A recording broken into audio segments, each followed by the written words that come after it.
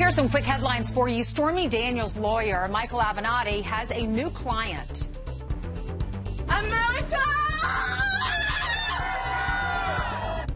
Avenatti joining the legal team for Patricia Okumo. She was arrested for climbing the Statue of Liberty to protest immigration policies. Avenatti says they both advocate against family separations. And Kevin Hart's gig as Oscar host is over now, 2 days after he took the job. The comedian bowing out overnight, after I should say, after controversial tweets about gay people surfaced. From what, 5 years ago? Hart says the Academy gave him an option to apologize or step down. He decided to apologize, but also step down. This was his tweet. I am sorry that I hurt people. I am evolving and want to continue to do so. My goal is to bring people together, not tear us apart. All right. Meanwhile,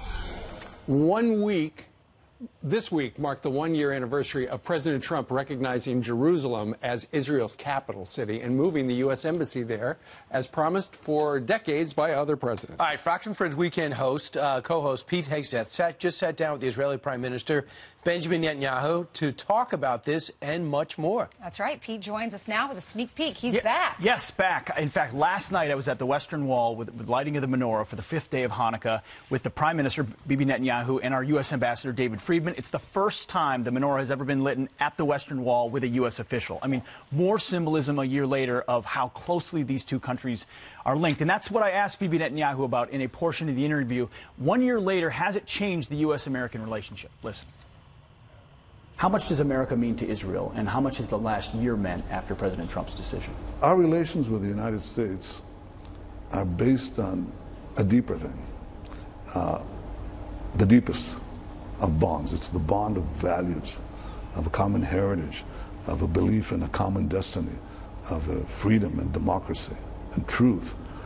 And this has been the basis of America's support for Israel from day one when President Truman recognized Israel. Yes. That was a historic decision.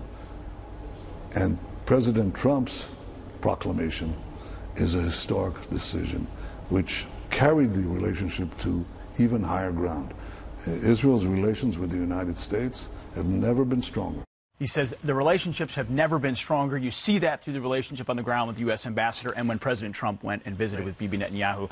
But like our president, there are investigations going on over there. We asked you about that yesterday. You asked me about it yesterday, and so I felt the obligation to ask Bibi Netanyahu about that as well, about the fact that there are investigations on him and why he fights. Listen. If you go to the States today, you read headlines about a president under investigation. You come here, I see headlines of a president under investigation. How are you taking on the flood of that? Well, look, I won't tell you it's the nicest thing in the world, but I'm confident that the truth will out. And when I'm confident about the truth you see, historical truth and present-day truth. The truth will out. The good guys win. Why do you fight the way that you do? Because I think that my generation has a special mission. It's different from my father's generation. They re-establish what was lost. And my generation's mission is to protect what was returned, to have the country grow, thrive, be strong, and never to face the fear of destruction again.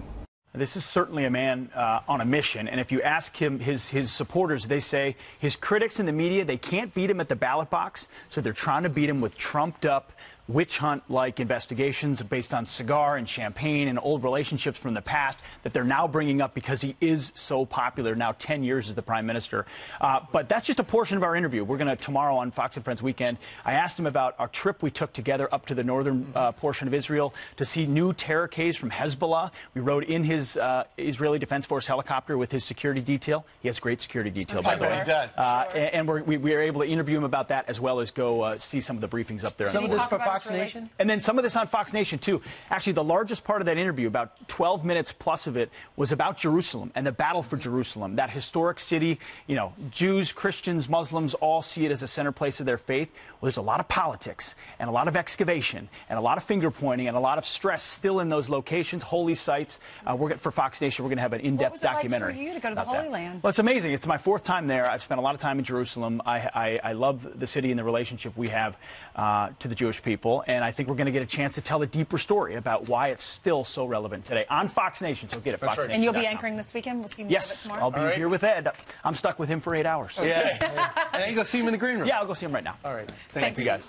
All right, straight ahead on this Friday, we're just a couple of hours away from James Comey's testimony behind closed doors on Capitol Hill, and new sentencing memos from Robert Mueller on Michael Cohen and Paul Manafort. Law professor Jonathan Turley is going to explain it in layman's terms for all of us coming up very shortly. Plus, the November jobs report has just been released, and Stuart Varney has it in his hand. He moves his eyebrows because he knows It comes things. out in 1 minute, Brian.